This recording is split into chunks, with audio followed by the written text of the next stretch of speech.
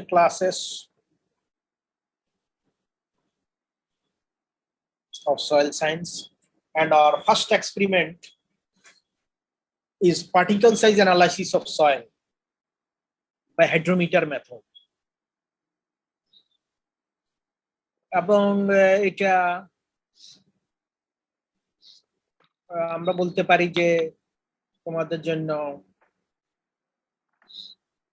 সবচেয়ে গুরুত্বপূর্ণ এক্সপেরিমেন্ট, আর অবশ্যই চারটা ইয়ার বা চারটা লেভেলের মধ্যে one of the most important experiments. সবচেয়ে ফিল্ডে যায় মানুষ যে দুইটা বিষয় ফেস করে যখন এগ্রিকালচার সেক্টরে তুমি কোথাও চাকরি করতে যাইবা, মানুষ জানতে চাইবে যে মাটিটা কি কি মাটি। তুমি এটাকে বলতে হবে স্যান্ডি লোম, সিল্টি লোম বা ক্লে লোম বা স্যান্ডি সয়েল। আরেকটা হচ্ছে মাটির অর্গানিক ম্যাটার কন্টেন্ট কত। এরপরে মানুষ জিজ্ঞাসা করে মাটিতে নাইট্রোজেন কতটুকু আছে, ফসফরাস কতটুকু আছে, সালফার কতটুকু আছে। এই প্রথম মানুষ যেটা জানতে চায় যে কি মাটি, স্যান্ডি সয়েল না লুমি সয়েল না ক্লে সয়েল। এই প্রশ্নের জবাবটা আমরা এই এক্সপেরিমেন্ট থেকে পাবো। বুঝা গেছে বিষয়টা? বলো হ্যাঁ বা না, বলো, কথার সাথে রেসপন্স করা। জি স্যার। আচ্ছা,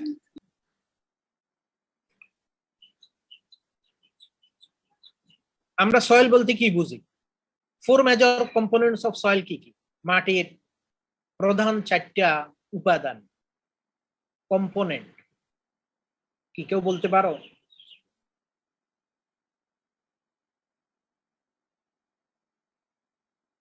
What are the four major components of soil? Organic matter, inorganic matter, water আর হচ্ছে এয়ার। ভেরি। তবে প্রথমেই বলা মিনারেল ম্যাটার। সৃষ্টির দিক থেকে মনে করো এই পৃথিবীতে প্রথম ছিল মিনারেল ম্যাটার, এরপরে আসছে, এরপরেই মনে করো এয়ার ওয়াটার সাথেই আছে। তবুও মাটির ক্ষেত্রে আমরা সেটা বলবো না, মাটির ক্ষেত্রে আমরা সেকেন্ডলি বলবো organic matter. Third air water, যে কোনটাই বলা যেতে পারে। আমরা এয়ারকে আগে বলতে পারি, ওয়াটারকে পরে বলতে পারি। তাহলে four major components of soil বললেই আমরা একটা বুঝবো, mineral matter, organic matter, air and water. এখন এটার শতকরা হারটা কি কেউ বলবে? এবং এটা হচ্ছে ইন জেনারেল ভলিউম বেসিস। যদি 100 সিসি মাটি আমরা নেই, 100 কিউবিক সেন্টিমিটার ভলিউম আমরা মাটি নেই, তাহলে এর কত ভাগ কোনটা হবে? মিনারেল ম্যাটার কতটুকু হবে? 45%।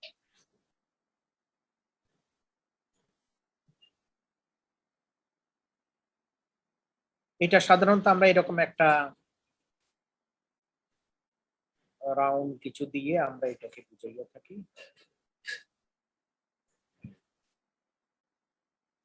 যদি অর্গানিক ম্যাটার 5%। আমার ড্রটা অত ভালো হয় নাই, এইভাবে আমরা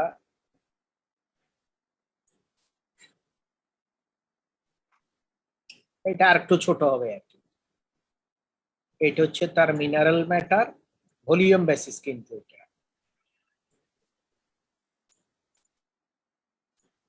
আর এটা হচ্ছে তার অর্গানিক ম্যাটার।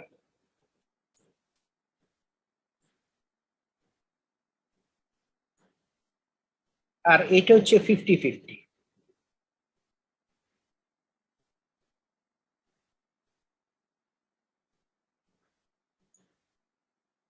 এটা হচ্ছে এয়ার,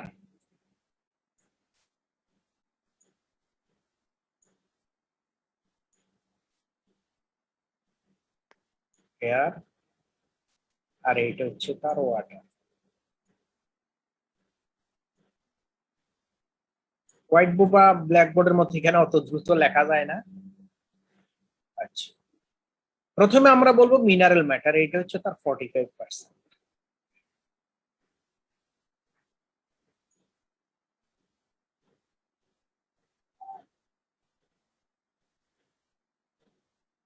আর এটা হচ্ছে 5%। এটা একটা টিপিক্যাল সয়েল, একটা স্ট্যান্ডার্ড সয়েলের জন্য। বুঝতে পারতেছ?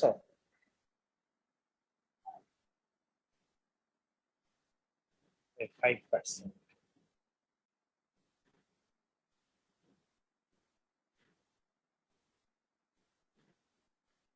আর এখন এয়ার ওয়াটার কত বলো?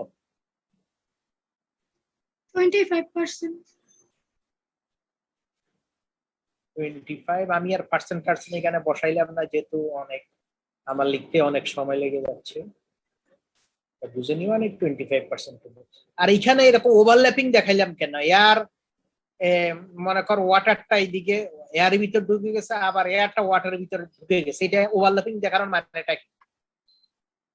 এটা হচ্ছে four major components of soil volume basis. এখানে ওভারল্যাপিংটা কেন দেখাইলাম, এর উদ্দেশ্যটা কি? স্যার এরা তো পোর স্পেসে থাকে, কাজেই কিছুটা কম বেশি হতে পারে। হ্যাঁ, ভেরি গুড। তাহলে এই 50% হইলো সলিড, আর এই 50% হচ্ছে ভয়েড, ফাঁকা জায়গা। তবে এইটা হচ্ছে টিপিক্যাল সয়েল বলতে আমরা বুঝবো যে এটা একটা লুমি সয়েল। বুঝতে পারতেছো? লুমি সয়েলের মোটামুটি 50% পোর স্পেস থাকে, আর ক্লে সয়েলের ক্ষেত্রে মনে করো 60 to 70% পোর স্পেস। তখন এই 25 থেকেও বেশি হয়ে যাবে পোর স্পেস। 70%, 70% কখনো এক্সিড করে দেবে। তার মানে সেখানে পোর স্পেস অনেক বেশি ক্লে সয়েলে। যদিও কেউ দেখলে মনে করে ক্লে সয়েলে তো কোনো পোর স্পেসে নেই, অথচ 70% এক্সিড করে অনেক সময় পোর স্পেস। আর স্যান্ডি সয়েল মনে হয় অনেক ফাঁকা, পোর অনেক বেশি, কিন্তু স্যান্ডি সয়েলের পোরোসিটি হচ্ছে 30%। এটা জানা তো? একটা ক্লে সয়েলের পোরোসিটি বেশি না স্যান্ডি সয়েলের? কোনটার পোরোসিটি বেশি? একটা স্যান্ডি সয়েল, একটা ক্লে সয়েল, তার পোরোসিটি বেশি?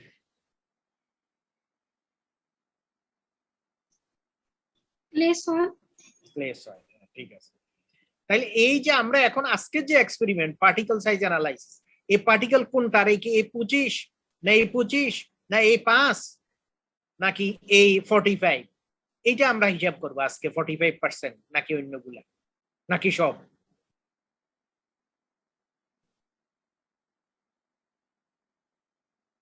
আজকে আমরা এই 45 এর হিসাবটা করবো।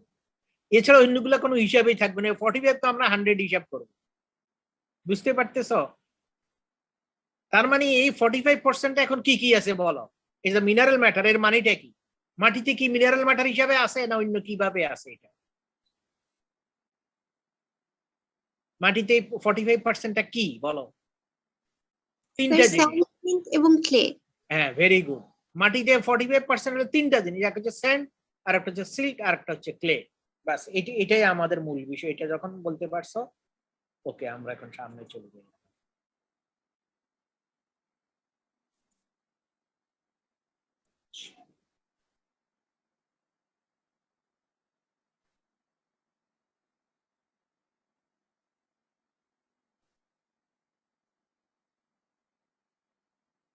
এখন আমরা ডেফিনিশনটা দেখি। Particle size analysis of soil refers to the process of determining the amounts of individual soil separates, which are 2 millimeter and below in diameter. Sir share স্ক্রিনটা অফ হয়ে গেছে।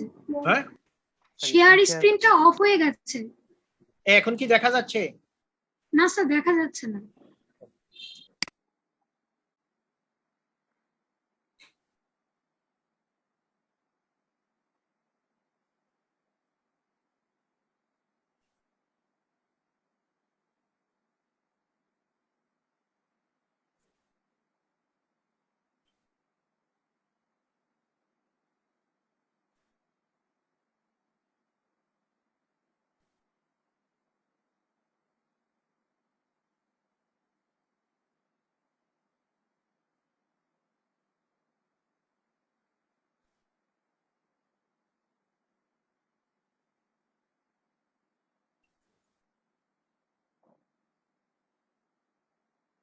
এবার দেখা যায়?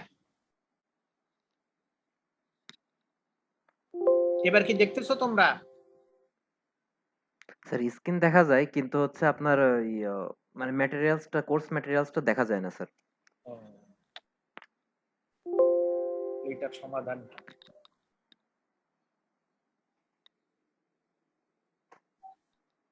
আমার এখানে তো দেখাচ্ছে ইউর স্ক্রিন শেয়ারিং।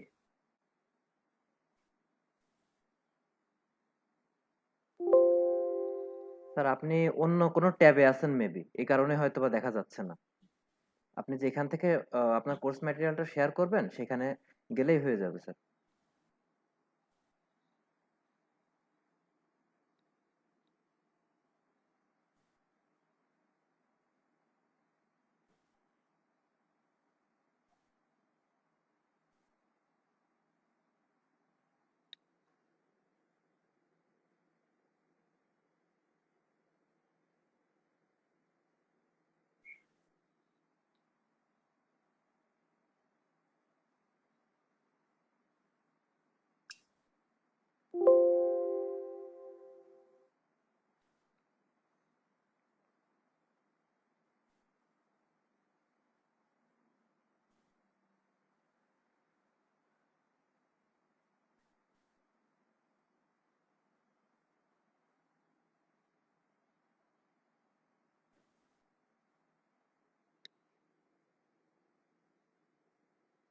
তোমরা যদি দেখো স্ক্রিনে আমার লেখা তাইলে দেখলে বলবা।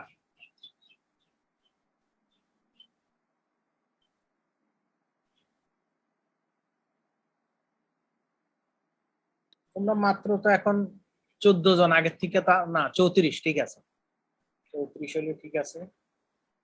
এখন দেখা যাচ্ছে না, না কি বুদ্ধি করা যায়?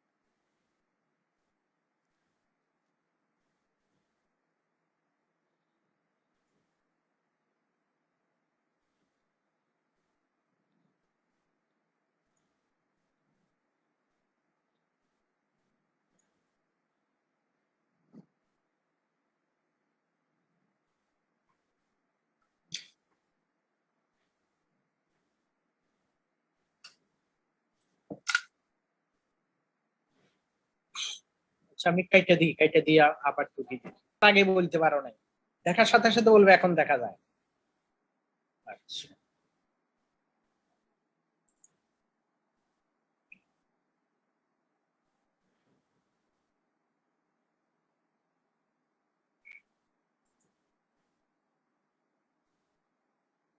তাহলে আমরা পার্টিকেল সাইজ অ্যানালাইসিস বলতে বুঝবো সয়েলের যে ইন্ডিভিজুয়াল পার্টিকেলস আছে, স্যান্ড, সিল্ট, ক্লে, এগুলার আরেকটা নাম হচ্ছে সয়েল সেপারেটস।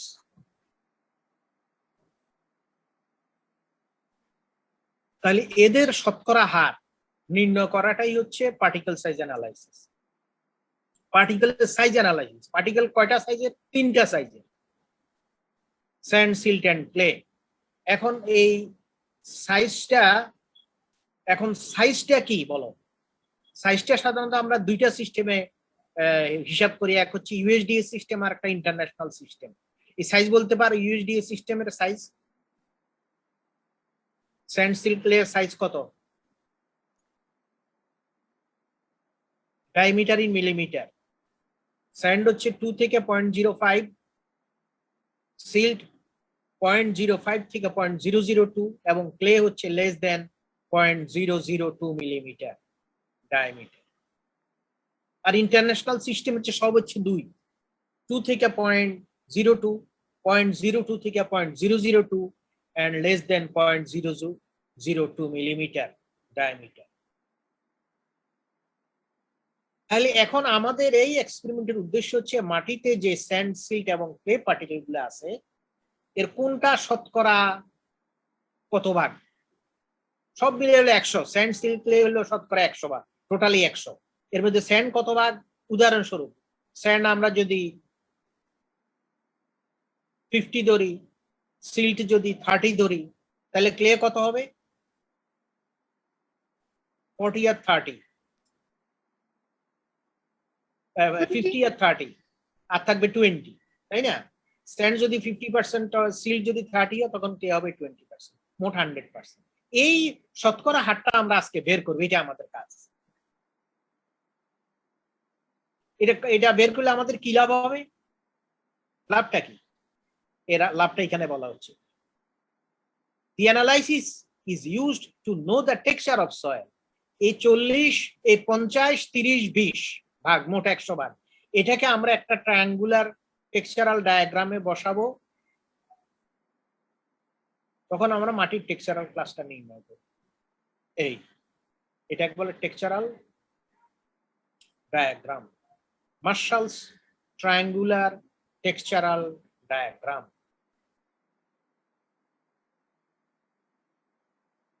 এখানে আমরা বসাইলে তখন এটা সয়েলটা কোনটা, কোন সয়েল মনে করো ক্লে লোম নাকি সিল্টি ক্লে, সবার উপরে হচ্ছে ক্লে, এই ক্লে সয়েল, সেটা আমরা জানতে পারি। এটা হচ্ছে আমাদের ফাইনাল অবজেক্ট।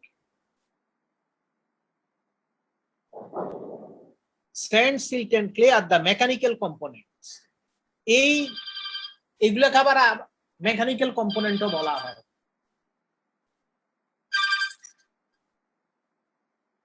আসসালামু আলাইকুম শহীদ, আমি তখন পাই নাই তো, আবার আমি রিং দিবে, এখন আমি ক্লাসে আছি, আমি আবার ক্লাস শেষ করে।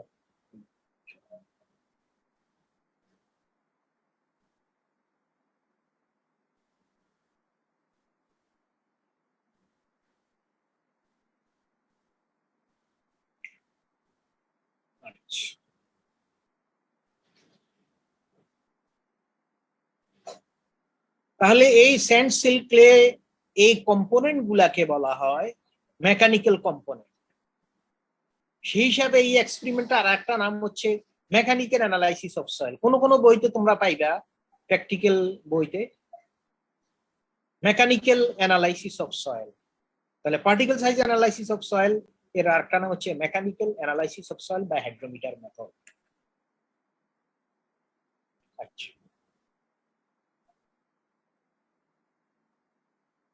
mechanical analysis of soil consists essentially of two distinct operations. এর মধ্যে দুইটা সাইড আছে বা দুইটা পার্ট আছে বা দুইটা অপারেশন আছে। এক নম্বর হচ্ছে ডিসপারশন অফ সয়েল, ডিসপার্স করব, আর একটা হচ্ছে ফ্র্যাকশনেশন অফ দ্য স্যাম্পল। একটা ডিসপারশন অফ সয়েল আর একটা হচ্ছে ফ্র্যাকশনেশন of the particles or of the sample. That means grading the soil particles into different size groups. এগুলোকে আমরা ডিফারেন্ট সাইজ গ্রুপসে ভাগ করব।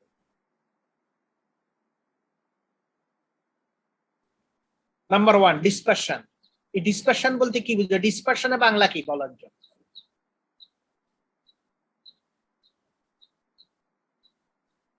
ডিসপারশনের বাংলা কি?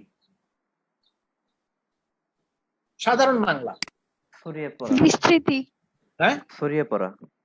হ্যাঁ, ছড়িয়ে পড়া, ছড়ানো, ছড়াইয়া দেওয়া। ডিসপার্স, ছড়াইয়া দেওয়া, আর ডিসপারশন মানে ছড়ানো। এইখান থেকে আমরা বুঝতে পারি ডিসপারশন অফ সয়েল মানে মাটি তো একটা প্লট আকারে থাকে বা পেড আকারে থাকে, একটা দলা আকারে থাকে। এই দলাটাকে আমরা ভেঙে নিঃশেষ করে দিই। বুঝা গেছে? এখন এইটা কইতে হলে আমাদের প্রথমে জানতে হবে মাটি কেন দলা বাঁধে। বলতে পারো মাটি কেন দলা বাঁধে? মানে স্যান্ড, সিল্ট, ক্লে গুলা কেন একটা দলা বাঁধা থাকে, কারণটা কি? সিমেন্টিং ম্যাটেরিয়াল থাকে। হ্যাঁ, ভেরি গুড, মাটিতে সিমেন্টিং ম্যাটেরিয়াল থাকে। এই number 1, dispersion means the act of making and keeping the sand, silt and clay particles detached from each other using a suitable dispersing agent. একটা ডিসপার্সিং এজেন্ট দিয়ে, ছড়ানোর agent দিয়ে, ছিটিয়ে দেওয়ার agent দিয়ে আমরা এটাকে প্রথমে ছড়াই ছিটিয়ে ফেলবো। স্যান্ড, সিল্ট, ক্লে একটার সাথে আটকে থাকতে দিব না, লেগে থাকতে দিব না। এইটা হলো আমাদের প্রথম কাজ। Dispersion of soil has to be made to ensure the separation of primary particles. Say sand, silt একটা নাম হচ্ছে primary particles from each other as aggregation by cementing agents results in the formation of particles of larger size from those of smaller dimensions.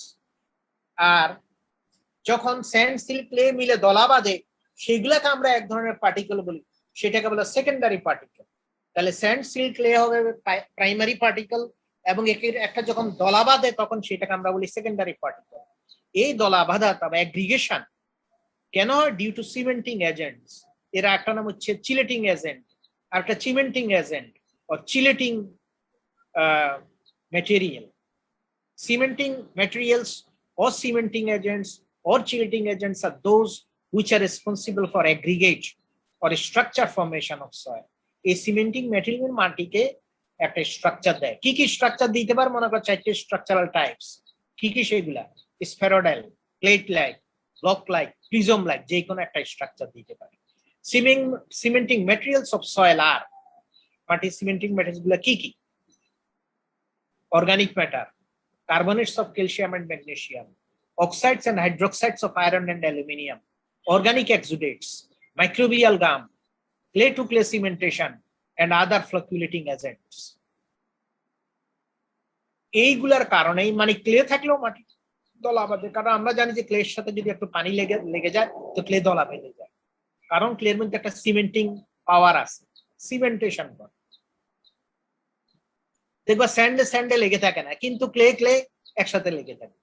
তো ক্লের সাথে যখন কিছু পানি হবে তখন স্যান্ড ক্লে সব আবার আটকে যাবে, এই জন্য ক্লে টু ক্লে সিমেন্টেশন। আপনি অর্গানিক ম্যাটার থাকার কারণে মাটি দলা বেঁধে যায়। এই এক্সপেরিমেন্টটা শুরুর আগে আমরা যে ডিসপার্সিং এজেন্ট দিব, ডিসপার্সিং এজেন্ট স্যান্ড সিল্ক ক্লেকে ছড়াইয়া দেয়, কিন্তু এই শুধু ডিসপার্সিং এজেন্টে ছড়াইতে পারে না। ইন জেনারেল মাটিটা অনেক শক্ত হয়ে থাকে, এই জন্য প্রাথমিকভাবে আর একটা ট্রিটমেন্ট করতে হয়, সেটাকে বলা হয় প্রি ট্রিটমেন্ট। মনে করো অর্গানিক ম্যাটার দূর হওয়ার জন্য আরো কিছু শক্তিশালী এজেন্ট লাগে, কার্বনেটস অফ ক্যালসিয়াম ম্যাগনেসিয়াম দূর করার জন্য শক্তিশালী এজেন্ট লাগে। সেগুলোর জন্য মনে করো অর্গানিক ম্যাটার দূর করার জন্য আমরা হাইড্রোজেন পারঅক্সাইড ব্যবহার করি, এখানে আছে। আচ্ছা, treatment that affect the destruction of cementing agents are effective measures to break down the secondary particles, means aggregates, into primary particles, sand, silt, and clay.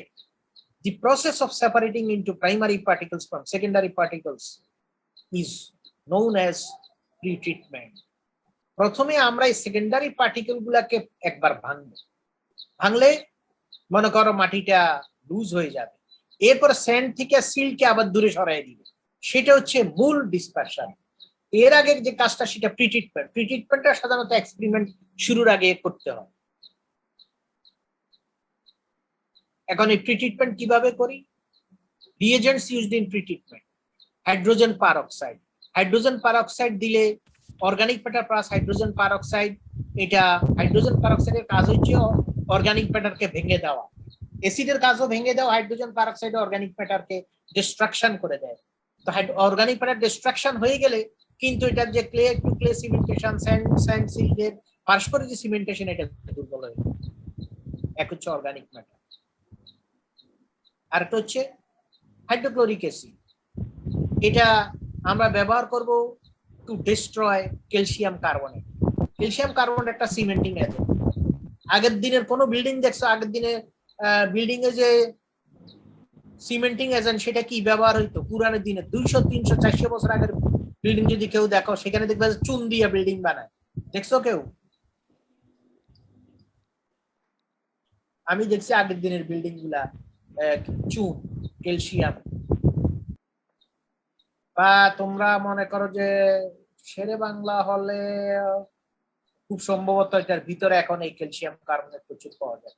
এর আগে যেগুলো বিল্ডিং ছিল সেগুলো ক্যালসিয়াম কার্বনেট দিয়ে করতো। এটাকে চুন বানাইয়া, চুন দিয়ে স্যান্ড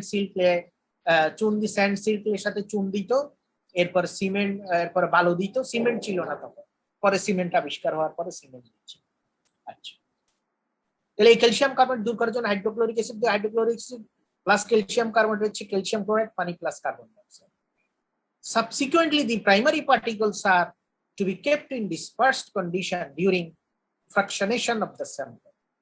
এটা ফ্রাকশনেশনে আমরা ব্যবহার করে থাকি। This may be achieved by adding a suitable peptizing or deflocculating or dispersing agent to the soil suspension. এরপরেই মূলত আমরা ডিফ্লকুলিং এজেন্ট দেই। ডিফ্লকুলিং এজেন্ট মানে হচ্ছে আমরা যেটাকে ডিসপার্সিং এজেন্ট বলে থাকি, এবং সেটা হচ্ছে সাধারণত হয়ে থাকে এই ক্যালগন, যেটাকে আমরা বলি সোডিয়াম হেক্সামেটাফসফেট। আবার কোথাও কোথাও সোডিয়াম হাইড্রোক্সাইড দেওয়া হয়, কোথাও সোডিয়াম অক্সালেট দেওয়া হয়, কোথাও সোডিয়াম কার্বনেট দেওয়া হয়, কোথাও লিথিয়াম কার্বনেট দেওয়া হয়। এটা হলো এক্সেপশন, বাকি সবই সোডিয়াম, শুধু লিথিয়াম কার্বনেটে আছে লিথিয়াম।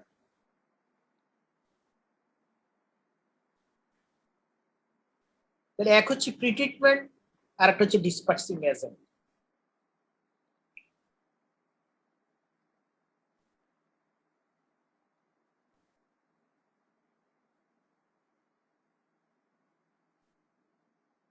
এখন এই পর্যন্ত ক্লিয়ার হয়েছে কিনা, এরপর আমরা সামনে যাই।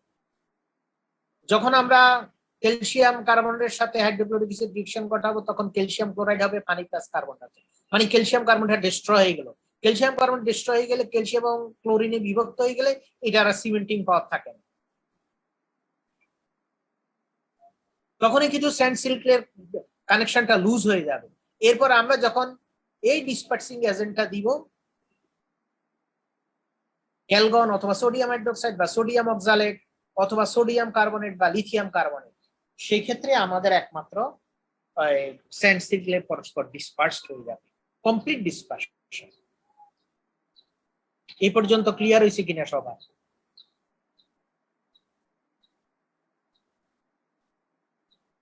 এ পর্যন্ত কোনো কনফিউশন আছে কারো?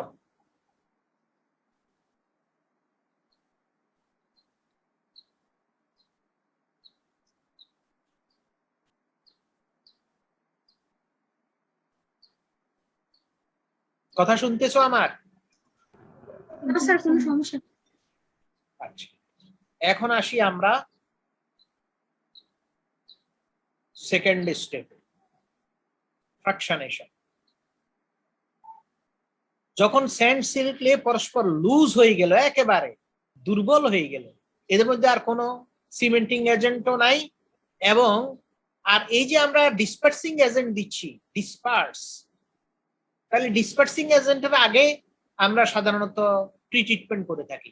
আর আমাদের দেশে মোটামুটি প্রিট্রিটমেন্টের দরকার হয় না, আমাদের দেশে অত বেশি অর্গানিক ম্যাটারও নাই বা অত বেশি ক্যালসিয়াম কার্বনেটও নাই, কিন্তু যেখানে প্রচুর ক্যালসিয়াম কার্বন এবং প্রচুর অর্গানিক ম্যাটার থাকে সেই ক্ষেত্রে প্রিট্রিটমেন্ট করতে হয়। আমরা সাধারণত কাজ করার সময় প্রিট্রিটমেন্ট করি না, প্রয়োজন হয়।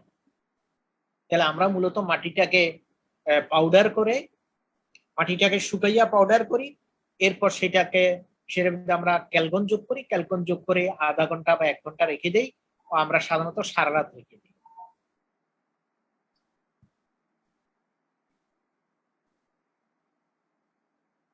এখন এই ক্যালকনের ফাংশনিংটা আমি একটু তোমাদেরকে বলি। এই ক্যালকনটা দিলে কেন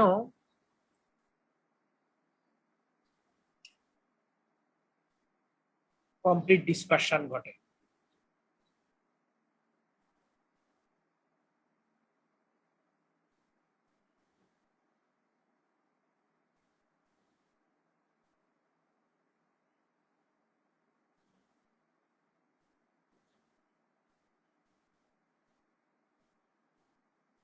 কি ব্যাপার, হোয়াইট বোর্ড এখন ব্ল্যাক বোর্ড হয়ে গেল কেন?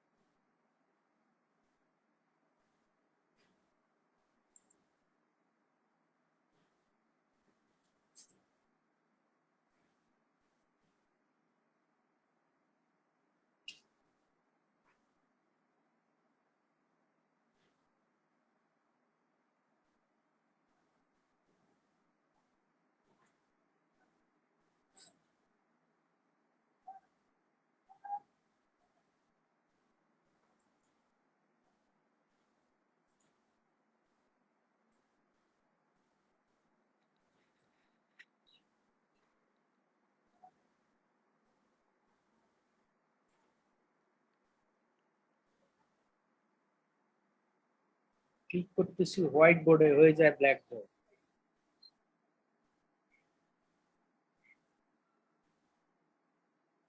মানে আমার তো লেখা বা তোমরা দেখবে না, ব্ল্যাকে তো লেখা দেখা যাবে।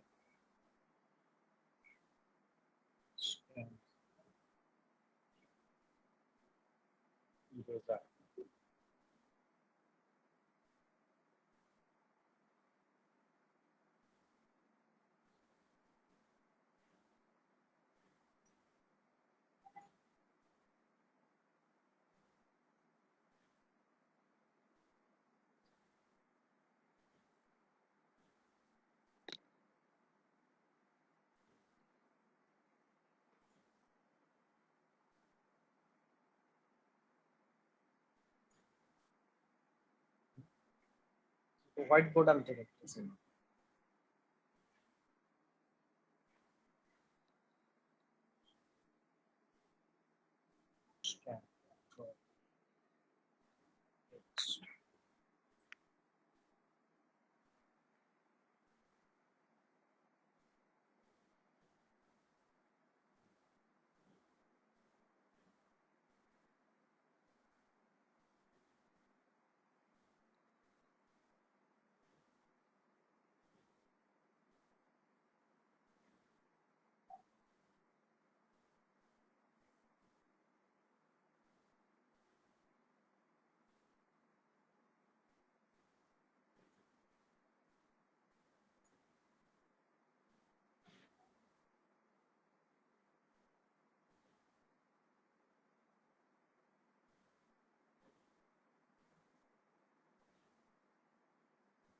আচ্ছা যাক, এটা আমি মুখে এখন আলোচনা করি যেহেতু কাজ হচ্ছে না।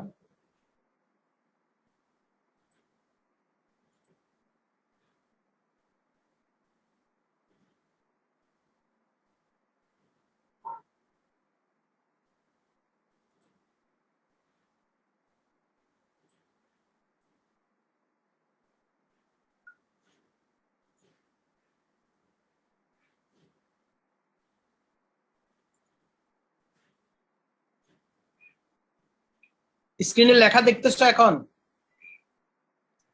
জি স্যার। আচ্ছা ঠিক আছে, আমি তো হোয়াইট বোর্ড আনতে পারলাম না এখন। আচ্ছা, আমি এখন মুখে আলোচনা করি, তোমরা শুনো। সেটা হচ্ছে, এটা আমি দেখাইতে পারলে সুন্দর হইতো আর কি।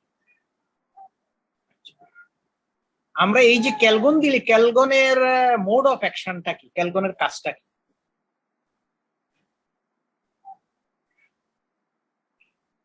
তোমরা গ্রামের দিকে নানার বাড়ি, দাদার বাড়ি বা নিজের বাড়িতে কখনো দেখছো যে কোনো কোনো পুকুর একেবারে ঘোলা পানির পুকুর দেখছো? ঘোলা পানির পুকুর সারা বছর পানি ঘোলাটে থাকে, পানি কখনোই পরিষ্কার হয় না, এমন পুকুর দেখছো? জি স্যার। আচ্ছা, মনে হয় মাটিটা সব কাদা দিয়ে তো ভরাইয়া রাখছে। আমি দেখছি আমার বোনের শ্বশুর বাড়িতে, বড় বোনের পানি একেবারে ঘোলা, কিন্তু ওর মধ্যে আবার হাতে নিলে আবার মনে হয় পরিষ্কার। ওইখানে মানুষ গোসল করতেছে, সব কাজ ওইখানেই করতেছে, একেবারে খোলা পানি। এটা কেন বলতে পারো? কারণটা কি? এই কারণটা হচ্ছে মাটিতে এই পানির মধ্যে কলোডাল ক্লে পার্টিকেল বেশি। কি বেশি বলো? কলোডাল ক্লে পার্টিকেলটা বেশি। এই ঘোলা পানি দূর করতে কখনো দেখছো পানির এই ঘোলাটা যে দূর দূর করে কেউ কি বলে? তখন আগের দিনের মানুষই কি বলতো জানো নাকি কেউ? ঘোলাটা অবস্থা, হ্যাঁ স্যার চুন দিয়ে রাখে একদিন সারা রাত। এটা তো এই যুগে, যখন চুন ছিল না, পান খাওয়ার জন্য চুন বাজারে পাওয়া যায়, যেন তখন পুকুরে কে চুন দিবে? বুঝতেছো কথা? এখনকার যুগে না চুন দেয়,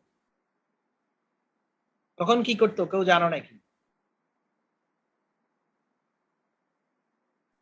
স্যার কলা গাছ দিয়ে রাখতো। হ্যাঁ, ভেরি গুড, আমি এই কথাটাই শুনতে চাচ্ছি এবং তোমরা ঠিকই এটা বলতে পারছো। কলা গাছের কাইটা একেবারে ছোট, যেভাবে গরুকে খাওয়ানো হয়, কলা গাছ কাইটা টুকরা টুকরা করে ওরকম ওই টুকরা পুকুরে ফেলে দিত।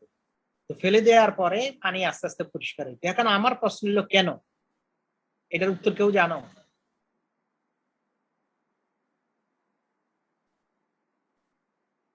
আসলে ওইটা হলো সাইন্টিফিক, আর পৃথিবীতে সবই সায়েন্স, সায়েন্সের বাইরে কিছু নেই। কারণ হলো সবগুলো একটা কারণ আছে, কারণ বাইর করাটা হচ্ছে সায়েন্স। সেখানে সেখানে কারণটা কি বলো দেখ, কেউ বলতে পারো? আমি মনে করি যে কেউ বলতে পারবা না।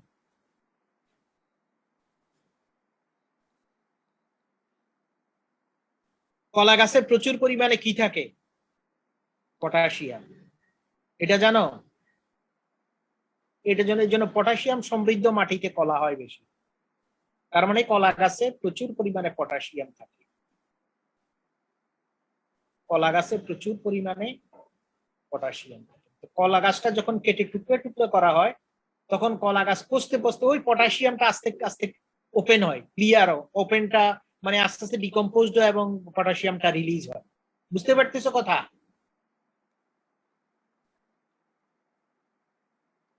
আমার কথা শুনতেছো? জি স্যার। আচ্ছা, এই পটাশিয়ামের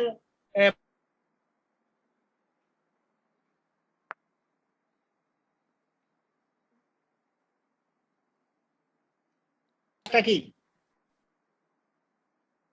কে প্লাস। আর ক্লে পার্টিকেলের চার্জ কি জানো তোমরা? তোমরা তো থার্ড ইয়ারে, তোমাদের এখন তো ক্লে পার্টিকেলের চার্জ, ক্লে পার্টিকেল সেটা পড়ানোর কথা। এটা থিওরিতে পড়ানো হয়েছে, development of charge, negatively charged. Negative charge.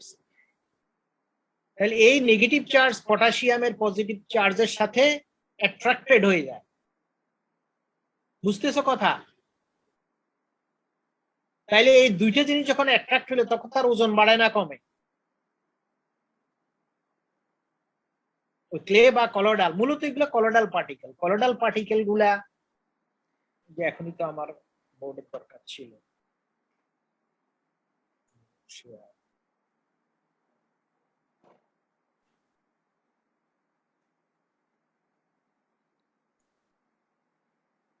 আবারও সেই ব্ল্যাক বোর্ড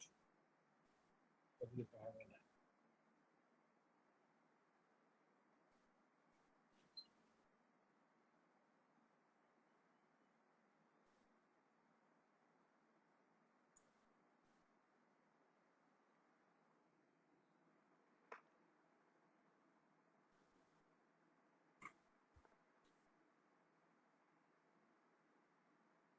কলোডাল পার্টিকেল কিভাবে মাটিতে চলে হইতে পারো? পানির মধ্যে একবার ডাইনে, একবার বামে, একবার উপরে, একবার নিচে, একবার সামনে, একবার পিছনে, একবার পূর্বে, একবার পশ্চিম, একবার উত্তর, একবার দক্ষিণে যায়। এটি তো কলোডাল পার্টিকেলের বৈশিষ্ট্য, যার কারণে তো ঘোলা হয়ে থাকে। এটা কেন, এই মুভমেন্টটা কেন বলতে পারো? এটা মূলত কলোডাল ক্লের মুভমেন্ট। আর কলোডাল ক্লে মানে হচ্ছে নেগেটিভলি চার্জ। তাহলে আমরা মহাবিশ্বের সূত্র থেকে জানি যে মহাবিশ্বের প্রত্যেকটা বস্তু একটা আরটাকে আকর্ষণ করে। তো সেই এই ক্লে পার্টিকেল গুলা এবং আরো ছোট, এখন ক্লে আবার দুই ভাগে বিভক্ত, হচ্ছে নর্মাল ক্লে, একটা কলোডাল ক্লে। ক্লের সাইজ হচ্ছে <0.002 মিলিমিটার, আর কলোডাল ক্লের সাইজ হচ্ছে 0.0002 মিলিমিটার। যখন পয়েন্টের পরে 3টা শূন্য তারপরে 2, এর ছোটগুলোকে বলা হয় ক্লে পার্টিকেল, কলোডাল ক্লে। তার মানে সকল কলোডাল ক্লে পার্টিকেল গুলাই ক্লে পার্টিকেল, কিন্তু সকল ক্লে পার্টিকেল কিন্তু আমরা কলোডাল পার্টিকেল বলতে পারি না। এত ছোট পার্টিকেল, আবার চার্জও নেগেটিভ। যেহেতু একটা বস্তু আরেকটা বস্তুকে আকর্ষণ করে, এটা হচ্ছে ফোর্স অফ গ্র্যাভিটি বলা হয়। মহাবিশ্বের মধ্যে যে ফোর্স গ্র্যাভিটেশনাল, তো এটার কারণে একটা আরেকটার দিকে আকর্ষণ গুলো একটা আরেকটার কাছে যায়। কিন্তু যেহেতু এগুলো সবই নেগেটিভ চার্জ, আবার নেগেটিভ চার্জে সমান চার্জে আমরা কি মনে করি, অ্যাট্রাকশন আর রিপালশন কোনটা? চার্জ একই হলে সেখানে কি অ্যাট্রাকশন হবে না রিপালশন হবে? রিপালশন হবে। রিপালশন। ওই রিপালশনের কারণে আবার সেখানে যে মিশতে পারে না, আবার আরেক দিকে দৌড় মারে। এই জন্যই কলোডাল ক্লে সারাক্ষণ পুকুরের পানির মধ্যে এরকম ছড়ায়, একবার ডানে, একবার বামে, একবার পিছনে, একবার সামনে, একবার উপরে, একবার নিচে, একবার পূর্বে, একবার পশ্চিম, একবার উত্তর, একবার দক্ষিণ, সারাক্ষণ এই মুভমেন্টের মধ্যে থাকে। এই জন্য পানিটা ঘোলা হয়। এখানে যখন এই ক্লে পার্টিকেলের সাথে যখন আমরা পটাশিয়াম যোগ করে দিতে পারে, কলা গাছ যখন ডিকম্পোজড হয় সেখানে পটাশিয়াম রিলিজ হয় K+, এটার সাথে যোগ হবে নেগেটিভ চার্জের কলোডাল ক্লে, দুইটা মিলে একটা যখন মোটামুটি একটা সিউডো কম্পাউন্ড, একটা কম্পাউন্ডের মতো হইলে এটা ভারী হইলো, এটা তখন আস্তে মাটি, এটা তখন পুকুরের তলায় পড়ে যায়, তখনই পানিটা মূলত পরিষ্কার হয়ে যায়, স্বচ্ছ হয়। এবার বুঝতে পারছো ঘটনাটা কি? হাবা না বলো, দ্রুত হাবা না বলতে হবে, তাহলে আমরা আগের দিকে যেতে পারবো। বিষয়টা বুঝতে পারছো? জি স্যার। আচ্ছা, আর যে বললে চুন, এখন চুন যোগ করা হয়, তো চুন যোগ করলে কলা গাছ থেকে ভালো না খারাপ?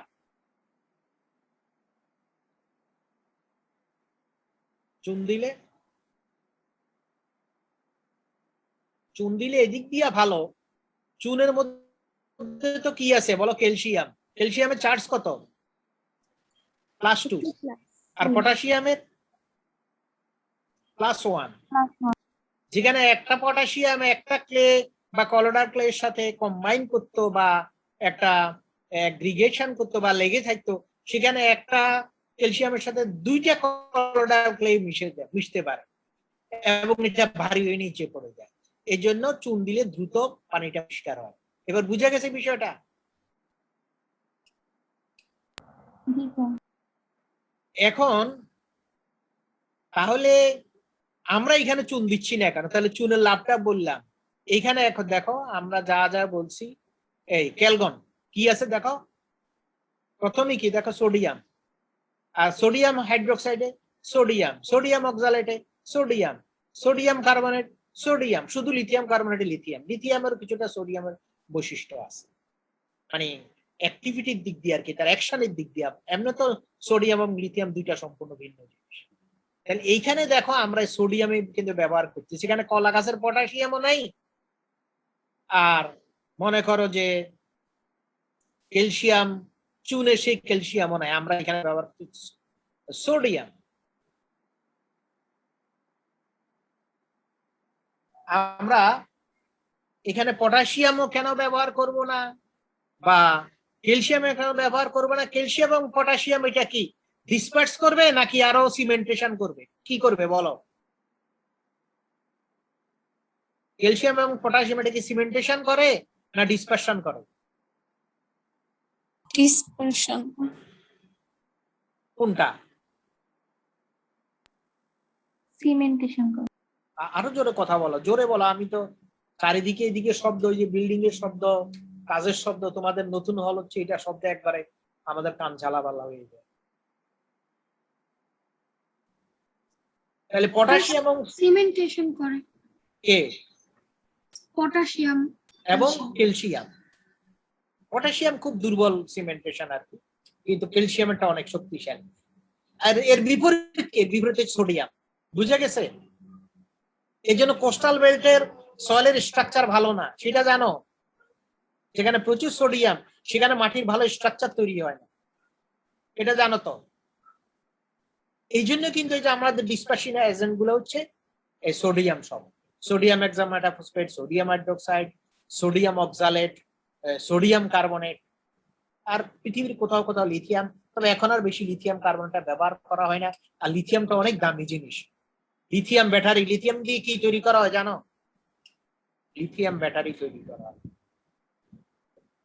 এই জন্য লিথিয়ামের ব্যবহার এটা নাই বললে চলে। তারপরেও যেহেতু এটা একটা ডিসপার্সিং এজেন্ট, সেই হিসেবে এখানে নামটা দেওয়া। তাহলে এখন এটার মোড অফ অ্যাকশনটা কি বলবো? সেটা mode of action, mode of অ্যাকশনটা হচ্ছে একটা ক্লে পার্টিকেলের চারিদিকে এই সোডিয়াম আয়ন গুলা তাকে ঘিরে ফেলে, ঘিরে ফেললে সেই কলোডাল ক্লেটা আর অন্য কারোর সাথে সিমেন্টেশন করতে পারে না, যার কারণে sand silt clay totally dispersed হয়ে যায় একটা থেকে আরেকটা।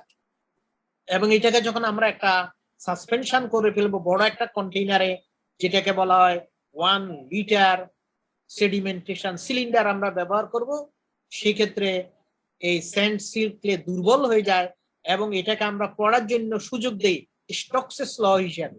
স্টোকসেস ল ফলো করে সেটা স্টোকসেস ল ফলো করে ফল অফ পার্টিকেল আমরা সুযোগ দেই, যেখানে স্যান্ড, সিল্ট এবং ক্লেকে আমরা মাটিতে পড়তে দিব, এবং সবার আগে স্যান্ড পড়বে, এরপর সিল্ট পড়বে, এরপর ক্লে পড়বে, এবং সেখানে আমরা হাইড্রোমিটার দিয়ে সেই আমরা যখন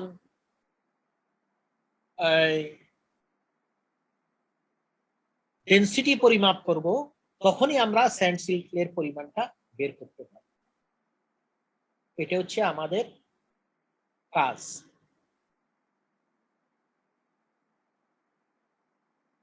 আজকে মোটামুটি আমাদের এই পর্যন্তই। বাকি এই প্রসিডিউর নিয়ে আমরা আগামীকাল আলোচনা করব। আজকে আমরা এই পর্যন্ত আলোচনা করলাম, প্রসিডিউর আমরা নেক্সট ক্লাসে আলোচনা। এখন আজকে কোনো প্রশ্ন থাকলে আমাকে প্রশ্ন করো। স্যার মোড অফ অ্যাকশনটা আবার বলেন। ওইটা দেখানোর জন্য আমি যে হোয়াইট বোর্ডটা চাচ্ছিলাম, কিন্তু প্রথমবারে তো হোয়াইট বোর্ড আসছে, সেকেন্ড টাইমে আসতেছে কেবল ব্ল্যাক বোর্ড। এখন আমি তো এই লাইনে অত এক্সপার্টও না, কেন হোয়াইট বোর্ড আসবে এতদিন সেটা আমি বুঝছি, এখন আজকে কেন ব্ল্যাক বোর্ডটা আসলো সেটা তো আমার নিজের কাছে ক্লিয়ার না। এখন পড়ালেখা বাদ দিয়ে শুধু এই কম্পিউটার শিখার জন্যই চাকরি করতে হবে। স্যার যারা এটা আপনার পেন্সিলটা সাদা কালার করে ফেলেন। পেন্সিলটা তো পেন্সিল কোথায় আমার? আচ্ছা, পেন্সিল করে বোর্ড না করলে তো হবে না। তোমার ওই যে চারিদিকে তো সেই কালো জায়গাটা তো তুমি কিছু দেখবা না। আচ্ছা দেখি আমি আরেকবার ট্রাই করি। আচ্ছা দেখি, iPhone via play, iPhone via cable, hold and shift to select multiple windows. এটা তো বুঝতেছি। Share sound, optimize for video, basic, advanced.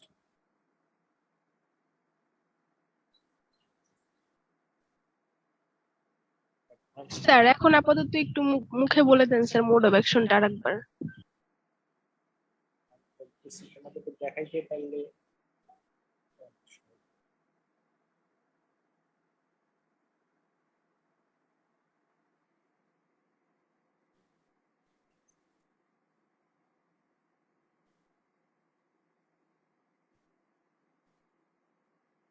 এসে আসতেছে, কালোই আসতেছে।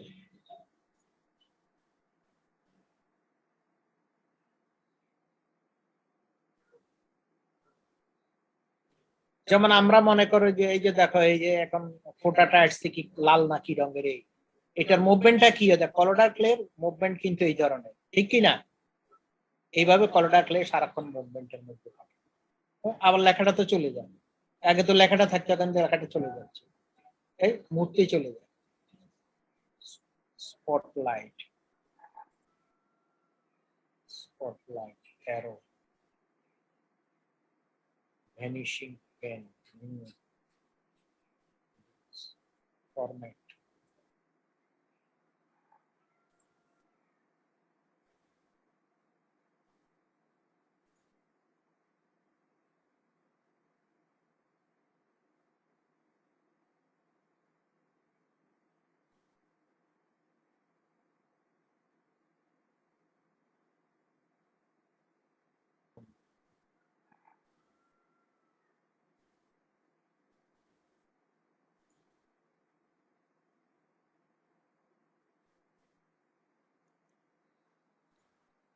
কোন কমান্ডে যে কি হয় সেটাই তো আমি নিজে এখনো বুঝি না।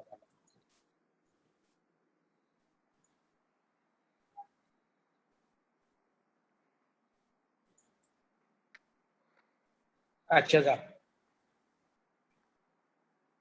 এই যে ক্লে পার্টিকেলের যে মুভমেন্ট, এই মুভমেন্টটা আমরা সরাই দিই সাধারণত বলছি যে যখন সেখানে পটাশিয়াম আয়ন আমরা যোগ করবো কলা গাছের অথবা চুনের ক্যালসিয়াম, আর যদি আমরা সেখানে সোডিয়াম দেই, সোডিয়ামের কি কাজ? সোডিয়াম ক্যারেক্টার হচ্ছে ক্লে পার্টিকেলের চারিদিকে সোডিয়াম ঘিরে ফেলে, বুঝতে পারতেছ? ঘিরে ফেললে এর নেগেটিভ চার্জ তার কার্যকরী হয়, যার কারণে এটা তার যে বাইন্ডিং স্ট্রেংথটা একবারে সম্পূর্ণ নিঃশেষ হয়ে যায় এবং পার্টিকেল গুলো একটা আরেকটা থেকে সম্পূর্ণ ডিটাচড হয়ে যায়।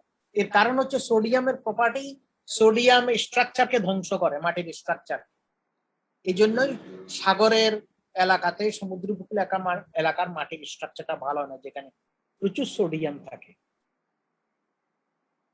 তাহলে সোডিয়াম চারিদিকে কণাকে ঘিরে ফেলে, এই কণাকে ঘিরে ফেলে তার অ্যাট্রাকশন ফোর্সটা নষ্ট হয়ে যায়, তখন কণাটা স্বাভাবিকভাবে নিচে পড়ে যায়। এই যে মনে করেন আমরা যে কাজটা করব,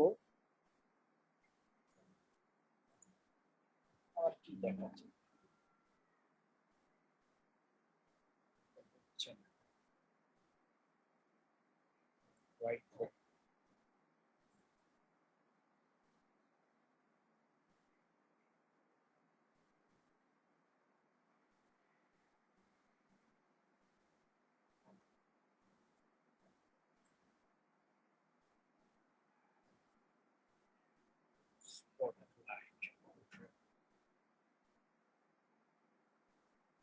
স্যার এখানে যে 4 লেখা দেখাচ্ছে, স্যার এখানে ক্লিক করলে হোয়াইট বোর্ড আসবে। যে হোয়াইটটা, জি এটা স্যার। বলতেছো? জি স্যার, যে এটা তো 4 আমি লেখা দেখাচ্ছে। এটা তো আমি আগে হোয়াইট মনে করো, হোয়াইট আর মানে ক্লিক করছি তো আসে না, বরঞ্চ লেখাটা হোয়াইট আসতেছে, দেখছো? আবার সেটা মুহূর্তে চলে যায়, লেখাটা বাকি থাকে না।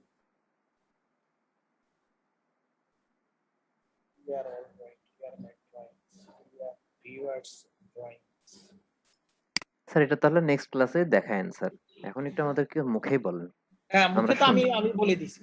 যখন ক্লে পার্টিকেলের চারিদিকে সোডিয়াম ঘিরে ফেলবে, সোডিয়াম আয়ন, তখন এই ক্লেটা আর কারোর সাথে রিয়েকশন করতে পারে না। যদি মাটি সেখানে কিছু তোমার সিমেন্টিং এজেন্ট থেকেও থাকে, সেটা আর এই পার্টিকেলের সাথে কোনো অ্যাকশন করতে পারে না।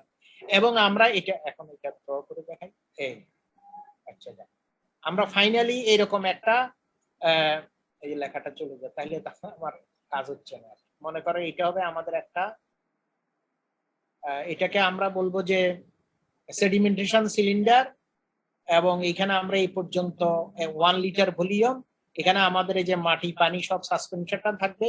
এই যে আমি ক্লিকটা উঠে সরাইলেই, ছেড়ে দিলে কিন্তু সম্পূর্ণ মুছে যায়।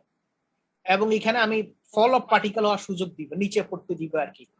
প্রথমে স্যান্ড পড়বে, এরপরে সিল পড়বে, এরপরে ক্লে পড়বে, এবং এইগুলো চারিদিকে শুধু একটা সোডিয়ামের একটা বেষ্টনী থাকবে, যার কারণে স্যান্ড, সিল, ক্লে একটা আরেকটার সাথে অ্যাটাচড হতে পারে না বা সিমেন্টেশন করতে পারে না।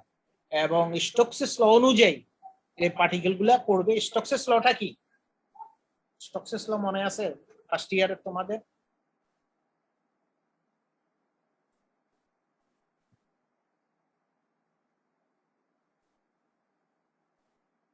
স্টোকসের ল মনে আছে?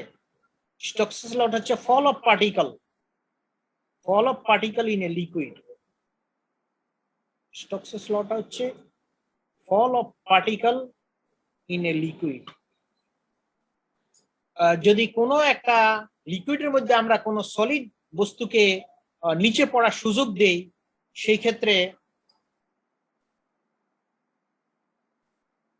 ক্ষেত্রে কি ঘটবে? সেই ক্ষেত্রে প্রথমে স্যান্ড পার্টিকেলটা পড়বে, পরে সিল পড়বে, পরে ক্লে পড়বে। এটা স্টোকস একটা ল দিচ্ছেন। স্টোকসের লটা কি? fall of particle in a liquid is directly proportional to its diameter.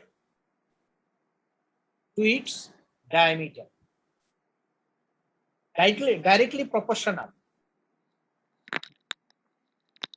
Air square, diameter square, and inversely proportional to its viscosity.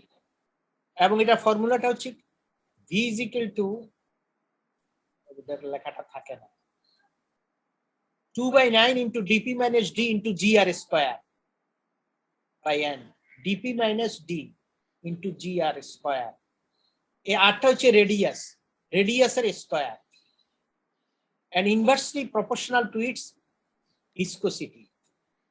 Viscosity যত বেশি হবে কণার পতনটা কমে যাবে, আর ভিসকোসিটি যত কম হবে কণার পতনটা বাড়বে। আর ডাইরেক্টলি প্রপোর্শনাল আমরা মূল কথা যেহেতু অন্য রাশিটা ভ্যালু খুবই ছোট হয় আর আরটাই মূলত বড় থাকে, এই জন্য আর স্কোয়ার মানে রেডিয়াসের স্কোয়ার হিসাবে তার ফল অফ পার্টিকেল হয়, আর ইনভার্সলি প্রপোর্শনাল তার ভিসকোসিটি। এটা হচ্ছে স্টোকসের ল। এর অর্থ হচ্ছে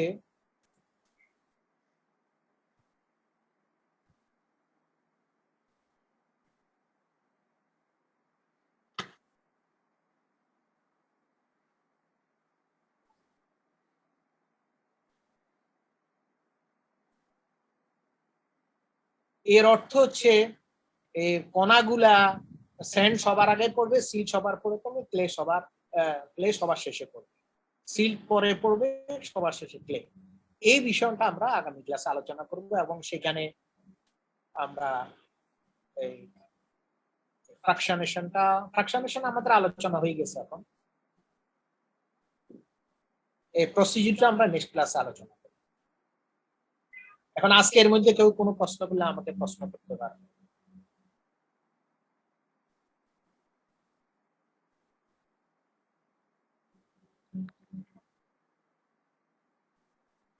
আর এই এক্সপেরিমেন্টটা আমরা করি দুইটা মেথডে, এক হচ্ছে হাইড্রোমিটার মেথড আর একটা pipette sampling method. Pipette sampling method সাধারণত আমরা ফলো করি না, আমরা হাইড্রোমিটার মেথডটাই করব 1 নম্বর। এটাই আজকে আমাদের এক্সপেরিমেন্টের বিষয়। এটাও আমরা আগামী ক্লাসে আলোচনা করব। আজকে কারো কোনো প্রশ্ন আছে কিনা? প্রশ্ন থাকলে প্রশ্ন করা, নচেত আজকে আমরা এখানে ক্লাস শেষ করব।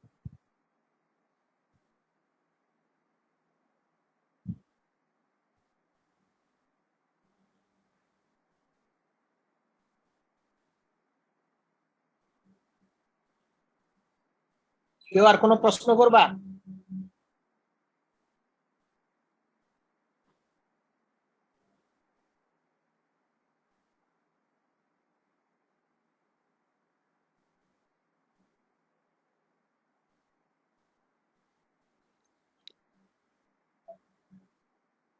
কথা শুনতেছো আমার? শুনতে পাচ্ছি স্যার। হ্যাঁ, প্রশ্ন থাকলে প্রশ্ন করো, নচেত আমরা এখানে শেষ করতেছি। স্যার কেউ তোমরা মনে হয় এখন প্রশ্ন মাত্র করবে না স্যার। 8 জন আছে। হ্যাঁ বলো। কেউ মনে হয় প্রশ্ন করবে না স্যার, অনলি 22 জন দেখাচ্ছে। ঠিক আছে। Now I'm going to close my class for today. Sir আমরা স্যার ক্লাস ম্যাটেরিয়ালসটা স্যার কিভাবে পেতে পারি স্যার? হ্যাঁ, আরো জোরে বলো। স্যার ক্লাসের যে ম্যাটেরিয়ালসটা মানে আমাদের যে পিডিএফটা স্যার পেলে ভালো হতো আর কি, যে আমরা তাহলে দেখে বলতে পারতাম আর কি। একটু আরেকবার দেখলে আমাদের একটু ক্লিয়ার হতো। আচ্ছা, আমি তোমাদেরকে এটা পাঠিয়ে দেব, সেন্ড করে দিব। আচ্ছা ঠিক আছে স্যার।